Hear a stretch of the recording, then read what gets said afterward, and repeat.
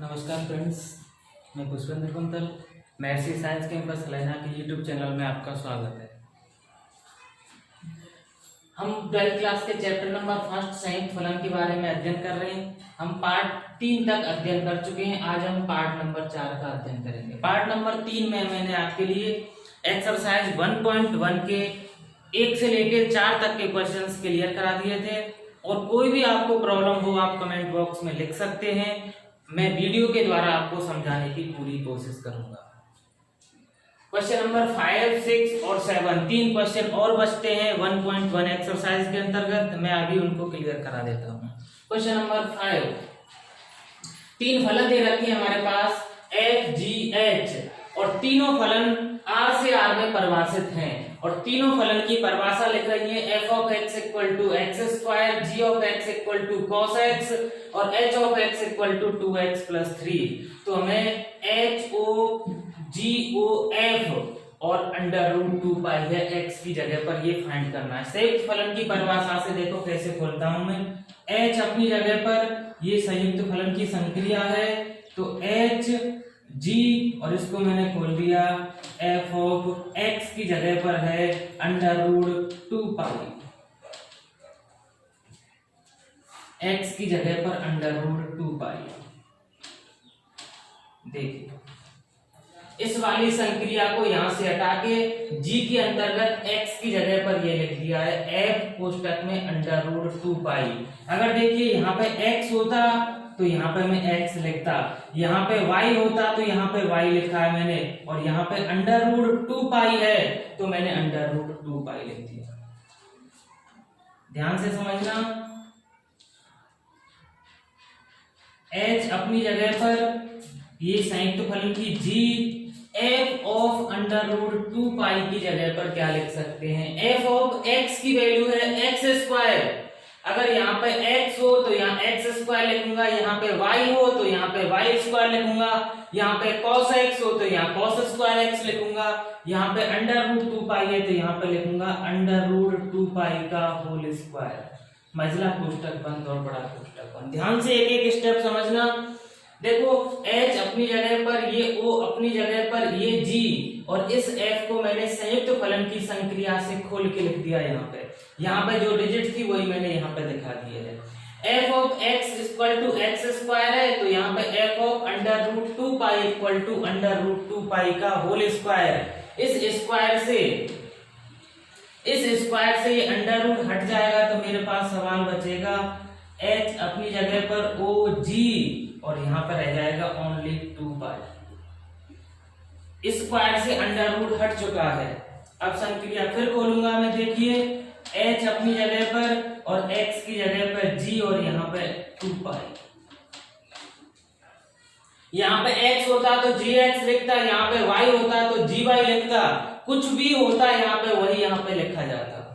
g of x equal to cos x है तो g of 2 pi equal to मेरा सवाल हो जाएगा gh और इसकी जगह पे cos 2 पाई। अब cos 2 पाई का मान, बाई चांस cos का मान आपके दिमाग से निकलता है तो cos का ग्राफ आपको पता होना चाहिए। cos का ग्राफ यहां से चलता है पाई2 पे होता है 0, पाई पे जाके हो जाता है वो -1, 3 पाई2 पे जाके होता है फिर 0 और 2 पाई पे जाके होता है वो प्लस का 1, तो 2 पाई। तो cos 2 पाई का मान होगा प्लस का 1, तो h अपनी जगह पर इसकी जगह पर लिख दूंगा 1। h ऑफ x की परिभाषा 2x प्लस 3, h ऑफ 1 आ जाए तो x की जगह पर 1 पुट कर देंगे तो मेरा सवाल हो जाएगा 2x की जगह 1 प्लस 3, तो आपका फाइनल आंसर होगा 5 आपका। ये क्वेश्चन है आपका क्वेश्चन नंबर 5, 1.1 एक्सरसाइज का क्वेश्चन नंबर 5। 1.1 एक्सरसाइज का क्वेश्चन नंबर 6। दो फलन है g तथा f तथा g जो निम्न प्रकार परिभाषित हैं।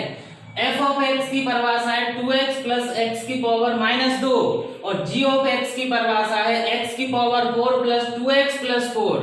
तो हमसे गॉफ ऑफ x फाइंड कर रहा है। गॉफ ऑफ x संयुक्त संयुक्त फलन की परिभाषा से g f of x, g f of x की जगह पर मैं लिख सकता हूं 2x प्लस x की पावर -2।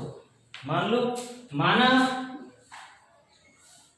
2x प्लस x की पावर -2 इक्वल टू y, तो हमारा सवाल हो गया g ऑफ y में इसलिए मानता हूं ताकि गलती होने की संभावना कम हो जाए हमारी।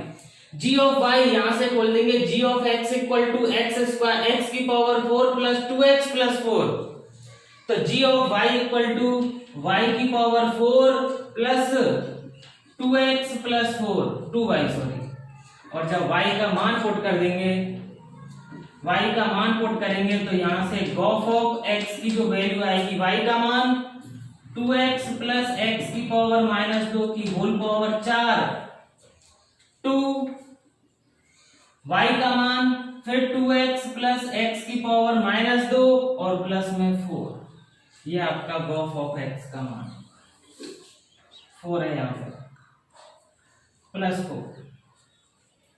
ये आपके क्वेश्चन नंबर 5 और क्वेश्चन नंबर 6 हैं 1.1 एक्सरसाइज के ही।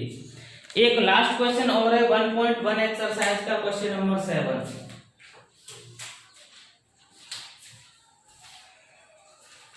क्वेश्चन नंबर 7 देखिए,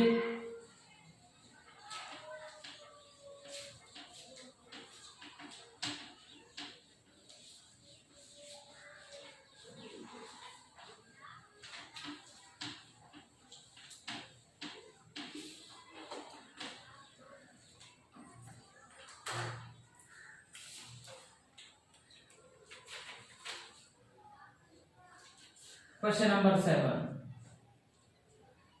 यदि एक समुच्चय दे रखा है कैपिटल ए 1, 2, 3 और 4, और एक फलन है f जो कि r से r में परिभाषित है, फलन की परिभाषा है x square plus 3x plus 1, और दूसरा फलन भी है g जो भी r से r में परिभाषित है और g की परिभाषा है 2x माइनस 3। तो आपको फाइंड करने हैं 4 चीजें, gof of x, second fog of x, third F O F X, और fourth G O G X. ये चारों बातें आपको फाइंड करनी है। देखिए सॉल्यूशन,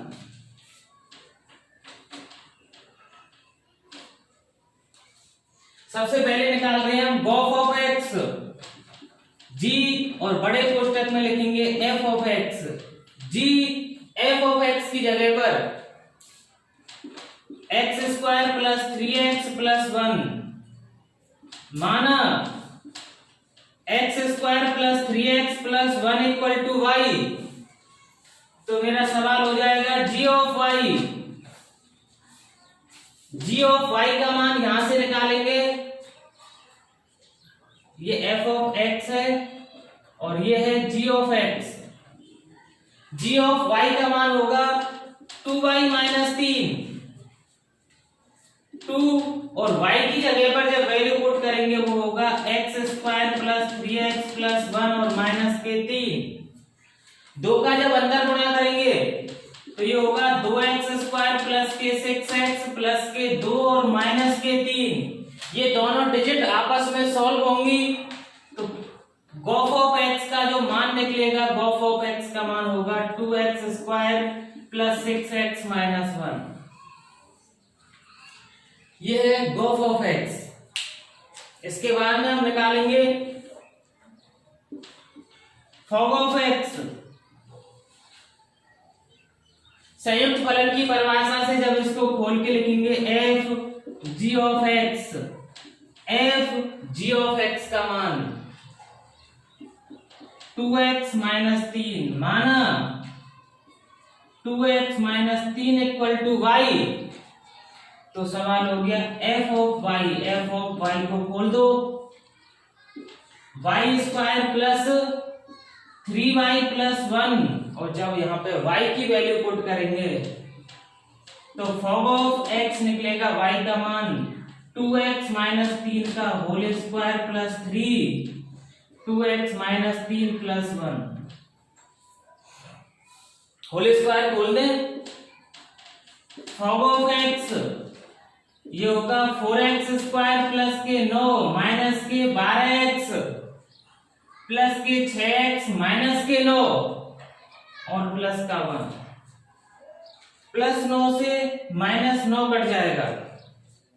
आपका जो फाइनल आंसर होगा फॉग ऑफ x का वो होगा 4x स्क्वायर माइनस के 6x और प्लस 1। ये आपका फाइनल आंसर। इसी प्रकार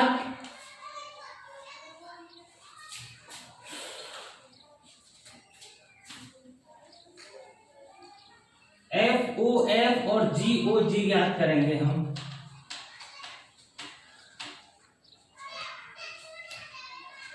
थर्ड है FOFX संयुक्त फलन की परिभाषा से f और x की जगह भी f ऑफ x का मान 3x प्लस 1 माना x square plus 3x plus 1 equal to y f of y। फिर वापस उसी परिभाषा से खोलेंगे हम, तो ये होगा y square plus 3x 3y plus 1। y का मान पुट करेंगे x square plus 3x plus 1 का whole square plus 3 into X square plus 3x plus 1 और प्लस 1। इसका होल स्क्वायर खोलेंगे और इस 3 का अंदर गुणा करके हम क्वेश्चन को सॉल्व कर लेंगे। इसी प्रकार चौथा और है वो है GOG x संयुक्त फलन की परिभाषा से g of x। g of x की जगह पर 2x माइनस 3 माना 2x माइनस 3 बराबर y, तो ये हो गया g of y। g of y का मान 2y माइनस 3। फिर वापस यही परिभाषा यूज कर लिया मैंने, y की वैल्यू पुट कर दी। 2y का मान है 2x माइनस 3, फिर ये वाला माइनस 3, इस y की जगह पर मान पुट कर दिया है, तो ये हो गया 4x माइनस 6 और माइनस 3, तो 4x माइनस 9। ये आपका चौथा। यहाँ पे आपके 1.1 एक्सरसाइज के सारे क्वेश्चंस मैंने आपको करा दिए हैं। अब इसके बचते हैं एग्जाम्पल आप करके देखने हैं। अगर कोई भी एग्जाम्पल में छोटी सी भी प्रॉब्लम हो आपको, आप मुझे कमेंट बॉक्स में लिख सकते हो, मैं आप उसकी वीडियो बनाकर आपको सॉल्यूशन करा दूंगा। ठीक है, कोई भी छोटी प्रॉब्लम आप मेरे साथ शेयर कर सकते हो।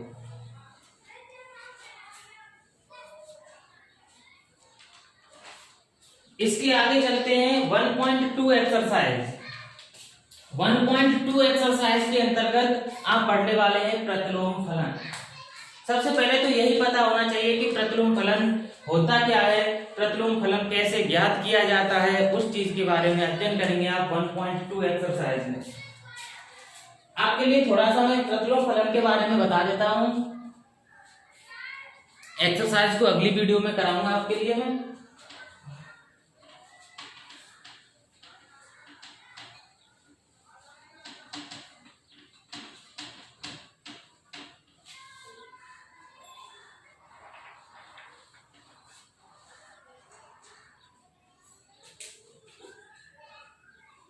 प्रतिलोम फलन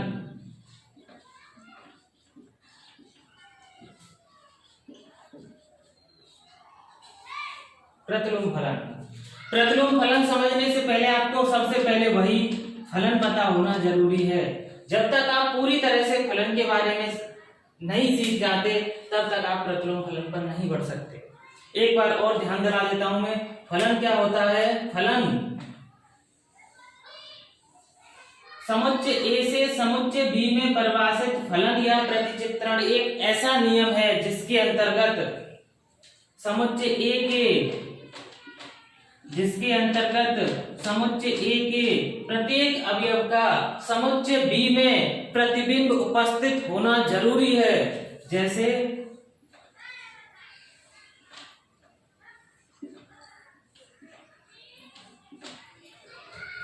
एक का प्रतिबिंब मैंने बता दिया सी, और सी का पूर्व प्रतिबिंब है ए। देखो समुच्चय ए के प्रत्येक अवयव का समुच्चय बी में प्रतिबिंब उपस्थित है, तो इसको कह सकता हूं मैं फलन, और समुच्चय ए के किसी भी अवयव की पुनरावृत्ति नहीं होती है। अगर मैं प्रतिलोम फलन निकालूं, प्रतिलोम फलन, देखो डेफिनेशन यहीं से क्लियर करूंगा। प्रतिलोम फलन, नाम से पता चल रहा है आपको, प्रतिलोम यदि फलन ए से बी में परिभाषित है तो प्रतिलोम फलन एफ इनवर्स किससे किस में परिभाषित होगा, बी से ए में परिभाषित होगा, बी से ए में परिभाषित होगा। रख के देखना, मतलब प्रांत तो बन जाएगा सह प्रांत, और सह प्रांत बन जाएगा प्रांत प्रतिलोम फलन के अंतर्गत। बी है A B C D E और एफ, और ए है 1 2 3 4 5, सी का 1 से है, ए का 3 से है, डी का 2 से है, ई का 4 से है, और एफ का 5 से है। अब देखो थोड़ा सा अध्ययन करते हैं हम, फिर वापस में एक बार फिर लेके आ रहा हूं प्रतिलोम फलन। फलन में प्रांत के प्रत्येक अवयव का, तभी वो फलन होगा, प्रांत के प्रत्येक अवयव का सह प्रांत में प्रतिबिंब उपस्थित होना जरूरी है। अब यहाँ पे प्रतिलोम फलन में आ जाओ, यहाँ पे बी रह रहा है शेष, बी शेष रह गया तो ये फलन की श्रेणी में ही नहीं है, अब ये फलन ही नहीं रहा क्योंकि प्रांत का अवयव शेष रह गया। फलन की परिभाषा ही मुझे ये बताती है कि प्रांत के कोई भी अवयव प्रांत में शेष नहीं रहना चाहिए, सह प्रांत में भले ही शेष रह जाए। प्रांत में शेष कब नहीं रहेगा, जब यहां से बी हट जाए हमारा पूरी तरह से। जब बी हटता है तो मेरा ये जो फलन है वो कैसा हो जाता है, आच्छादक, क्योंकि सह प्रांत में कोई भी अवयव शेष नहीं है। और ये फलन है, देख लो प्रत्येक अवयव का अलग अलग प्रतिबिंब है, तो ये फलन कैसा है, एक ही भी है और आच्छादक भी है। तो यहां से एक बात हमारी क्लियर होती है कि प्रतिलोम फलन उसी फलन का निकाला जा सकता है जो एक ही आच्छादक हो। एक ही आच्छादक फलन होगा उसी का प्रतिलोम फलन निकालना संभव होगा। तो प्रतिलोम फलन की यहाँ पे डेफिनेशन क्या लिखेंगे, प्रतिलोम फलन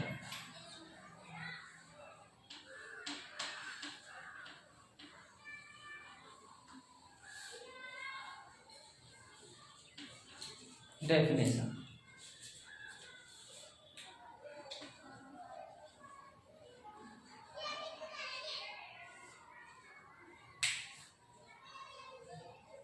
समुच्चय ए से बी में परिभाषित कोई फलन स्मॉल एफ हो तो एफ के प्रतिलोम, एफ का प्रतिलोम फलन एफ इनवर्स बी से ए में, एफ का प्रतिलोम फलन एफ इनवर्स बी से ए में तभी परिभाषित होगा यदि स्मॉल एफ एक की आच्छादक हो।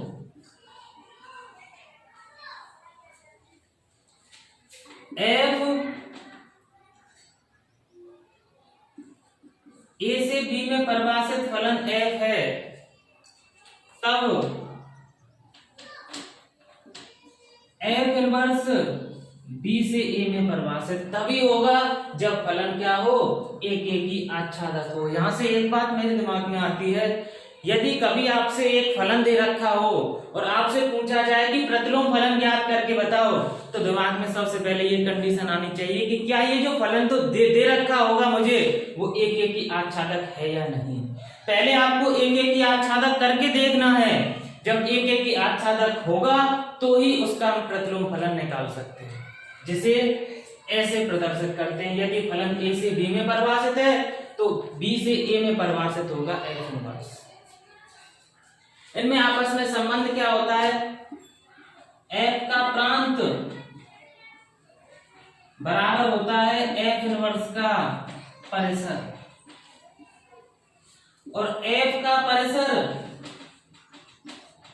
बराबर होता है एफ इनवर्स का प्रांत। एफ का परिसर बराबर होता है एफ इनवर्स का प्रांत। यहां से आगे कि एफ प्रतिलोम फलन किस प्रकार निकाला जाता है, उस प्रक्रिया को हम अगली वीडियो में बताएंगे। आशा करता हूं आपको हमारी वीडियो पसंद आई होगी। यदि पसंद आई हो तो लाइक करें, सब चैनल को सब्सक्राइब करें और बेल आइकन को जरूर दबाएं, ताकि आने वाली प्रत्येक वीडियो का नोटिफिकेशन आपको मिल सके। धन्यवाद। जय हिंद।